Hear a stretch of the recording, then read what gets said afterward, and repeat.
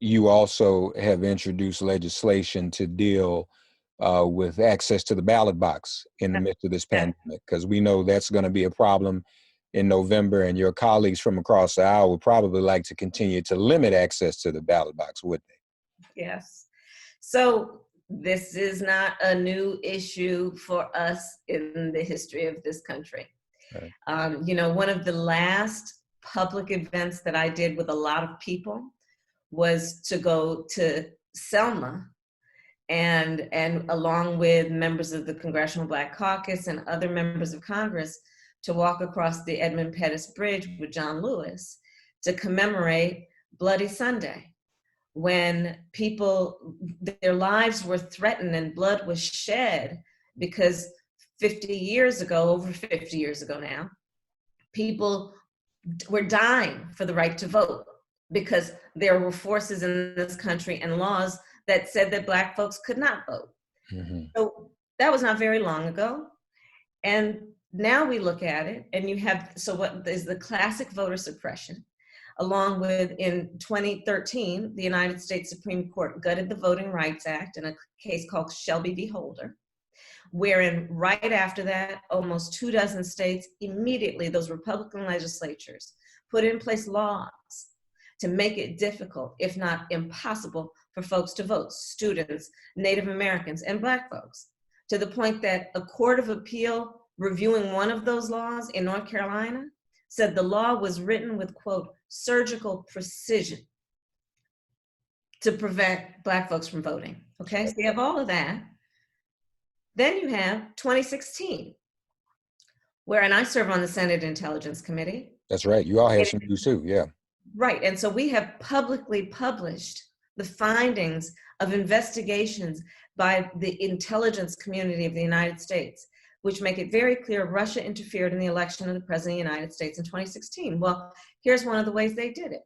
They basically exposed America's Achilles heel, which is the issue of race. And in that way, they targeted Black voters attempting to take advantage of what was already distrust of the system, righteous distrust, and with a misinformation campaign to do what? To turn people off, to make people say, you know, I'm not messing with that. It's just too messy. I got to go pick up my kids, right? Well, the net effect of that is what? Voter suppression. Right. So you've got the classic voter suppression, you got the Russian interference, and then fast forward to today, we have the coronavirus. And so you have Republicans in Wisconsin, for example, forcing a vote because they thought people wouldn't come out and vote, right? But people stood in those lines for 2 and 3 hours. But also now we know over half a dozen people, or even a dozen people, have tested positive for COVID-19 because they had to stand in those lines. All of that to say, I have a bill and I am proposing what is called the Vote Safe Act, which is about 3 things. One, it's a $5 billion grant to states to encourage, one, vote by mail. I'm from California. We have vote by mail. It is really easy. You just get the thing in the mail. You sit down at your kitchen table with a cup of coffee, call up your friends and see who you're going to vote for, or look up in the paper who's being endorsed. Vote by mail. And you put it in the mailbox, and it needs to be with free postage. 2, early voting. So my bill encourages that at least early voting is at least 20 days before the election, so people can build in around their schedule when is a convenient time to vote, instead of only having the option of election day where things, the car might break down, things happen. 3, safe voting, because when it comes to certain populations of folks, including everyone who celebrates those folks who walked that Edmund Pettus Bridge, we have traditions of going to the polls on election day, and it's going to be difficult to give up those traditions easily. So recognizing that, I'm saying, okay, so for people who just feel they must actually vote on election day, let's make it safe. And so that's about saying, let's do curbside voting. Let's make sure that the states are required to have a standard where they say people shouldn't have to wait in line more than X number of minutes, not 2 and 3 hours, right? I'm also saying in my bill that we need to make access easier, because for so long it has been difficult for people voters with disabilities.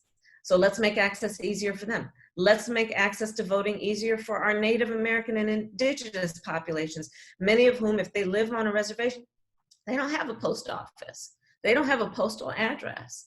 And we got to make sure that we can get them there with ease, their ability to exercise their franchise to vote. So these are the things I'm proposing in my bill. But I will say this, on the issue of vote by mail, we have traditions and ceremonies almost about going to vote, because we know we must honor the ancestors and all that blood that was shed. We have traditions of taking the kids. We have the traditions of souls to the polls. And what I want to say to everybody is, look, vote by mail is really easy, and you can honor the ancestors by voting by mail.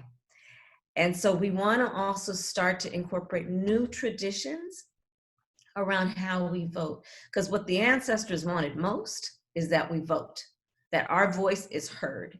And so I also want to just encourage folks to think about vote by mail. Don't listen to all that nonsense the Republicans and this president is trying to spew about, there's fraud, voter fraud, people are going to manipulate the system, because he spoke the quiet part out loud, by the way, and said, basically, the reason he don't want people to vote by mail is because when people vote by mail, Republicans like Donald Trump don't win.